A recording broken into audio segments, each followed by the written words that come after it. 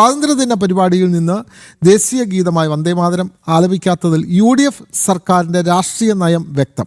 മുസ്ലിം ലീഗിൻ്റെയും vote bank രാഷ്ട്രീയത്തിൻ്റെയും സമ്മർദ്ദങ്ങൾക്ക് മുഖ്യമന്ത്രി VD സതീശനും കൂട്ടരും വീണ്ടും വഴങ്ങിയെന്നതിൻ്റെ തെളിവാണ് മറനീക്കി പുറത്തു വരുന്നത്. സർക്കാരിൻ്റെ നടപടിക്കെതിരെ സംസ്ഥാനത്തുടനീളം വലിയ പ്രതിഷേധമാണ് ഉയരുന്നത്. വിവരങ്ങളുമായി തിരുവനന്തപുരത്ത് നിന്നും ദിലീപ് കുറ്റിച്ചൽ നമുക്കൊപ്പം ചേരുന്നു. ദിലീപ്, നമ്മളിപ്പോൾ കോഴിക്കോട്ടെ വാർത്തയാണ് കണ്ടത്. അവിടെ ദേശീയ ഗീതത്തോടും ദേശീയ ഗാനത്തോടുമൊക്കെ അവിടുത്തെ ഭരണ നേതൃത്വം കാണിച്ച നിന്ദ അല്ലേ, അത് നമ്മൾ കണ്ടതാണ്. ഇവിടെ നമ്മൾ കാണേണ്ടത് ദേശീയ ഗീതം ആലപിക്കണം എന്നുള്ള നിയമം പാർലമെൻറ്റ് പാസ്സാക്കിയതാണ്. അത് ഭരണഘടനയെ സാക്ഷി നിർത്തി സത്യപ്രതിജ്ഞ ചെയ്ത മുഖ്യമന്ത്രി VD സതീശൻ അതെല്ലാം തെറ്റിച്ചിരിക്കുകയാണ്. ചീഫ് സെക്രട്ടറി ആദ്യം ഒരു ഓർഡറൊക്കെ ഇറക്കിയിരുന്നു. ദേശീയ ഗീതവും നിർബന്ധമായി സ്വാതന്ത്ര്യദിന ആഘോഷ പരിപാടിയിൽ അതുകൂടി ആലപിക്കണമെന്നുള്ളത്. പക്ഷേ ഒരു വരി പോലും ദേശീയ ഗീതം ആലപിക്കാൻ മുഖ്യമന്ത്രി തയ്യാറായില്ല. അത് മുസ്ലിം ലീഗിനെ ഭയന്നുകൊണ്ടാണ് അദ്ദേഹം ഇങ്ങനെ ഒരു സമീപനം സ്വീകരിച്ചതെന്ന് കൃത്യമായി വലിയ ആക്ഷേപം ഉയരുന്നുണ്ട്. ഈ നടപടിക്കെതിരെ വലിയ പ്രതിഷേധവും ഉയരുന്നു. എന്തെല്ലാമാണ് കൂടുതൽ വിവരങ്ങൾ ദിലീപ്?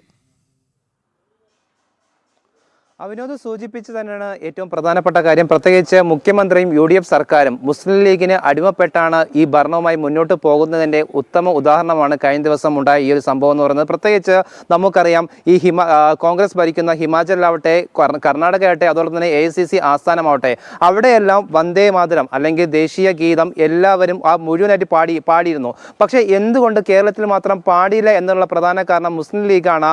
ഈ ഘടകകക്ഷി അല്ലെങ്കിൽ മുസ്ലിം ലീഗിൻ്റെ ഭരണത്തിലാണ് ഈ UDF മുന്നോട്ട് പോകുന്നതിൻ്റെ ഉത്തമ ഉദാഹരണമായിട്ട് തന്നെ ഈ ഒരു വിഷയത്തെ നമുക്ക് നോക്കിക്കാണേണ്ടി വരും. പ്രത്യേകിച്ച് ഈ മുഖ്യമന്ത്രി ആരായിരിക്കും, അതായത് KC വേണുഗോപാൽ വേണോ അതോ VD സതീശൻ വേണോ എന്നടക്കമുള്ള കാര്യങ്ങൾ ഉയർന്ന സാഹചര്യത്തിൽ പോലും മുസ്ലിം ലീഗിനെ പ്രീണിപ്പെടുത്തുന്നതിന് വേണ്ടിയാണ് ഈ AICC നേതൃത്വം വരെ ഈ VD സതീശനെ മുഖ്യമന്ത്രിയാക്കിയത്. അപ്പോൾ സ്വാഭാവികമായിട്ടും ആ ഒരു ഭയം ഇപ്പോഴും VD സതീശൻ്റെ ഉള്ളിലുണ്ട്. അതിൻ്റെ അടിസ്ഥാനത്തിൽ തന്നെയാണ് ഇത്തരത്തിലൊരു നിലപാടിലേക്ക് VD സതീശനും അതുപോലെ UDF സർക്കാരും എത്താനുള്ള പ്രധാന കാരണം. അതോടൊപ്പം തന്നെ കൂട്ടിച്ചേർക്കേണ്ട മറ്റൊരു പ്രധാന വിഷയം എന്ന് പറയുന്നത് മുസ്ലിം ലീഗ് ആദ്യം മുതൽക്ക് എടുത്ത നിലപാടെന്ന് പറയുന്നതും ദേശീയ ഗീതം, അതായത് വന്ദേ മാതരം എന്നൊരു പാട്ട് അല്ലെങ്കിൽ ഗീതം ആലപിക്കേണ്ട കാര്യമില്ല എന്നടക്കമുള്ള കാര്യം ആദ്യം മുതൽക്കേ തന്നെ KM ഷാജി അടക്കമുള്ളവർ വ്യക്തമാക്കിയിരുന്നു. അതോടൊപ്പം തന്നെ ചീഫ് സെക്രട്ടറി വ്യക്തമായി തന്നെ ഉത്തരവിൽ പറയുന്നുണ്ട് ഈ ഗീതം പൂർണ്ണമായി പാടണമെന്നൊരു നിർദ്ദേശമുണ്ടായിരുന്നു.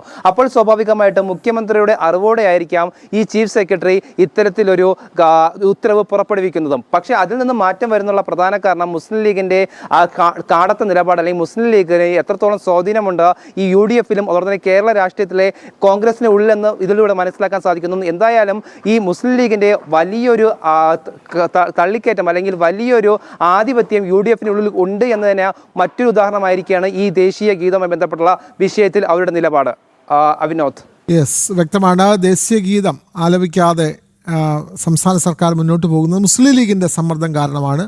അതുകൊണ്ടാണ് ഇത്തരത്തിലുള്ള ഒരു അനാദരവ് ഉണ്ടായത് എന്നുള്ള വിവരമാണ് ദിലീപ് പങ്കുവെക്കുന്നത്. അതെ.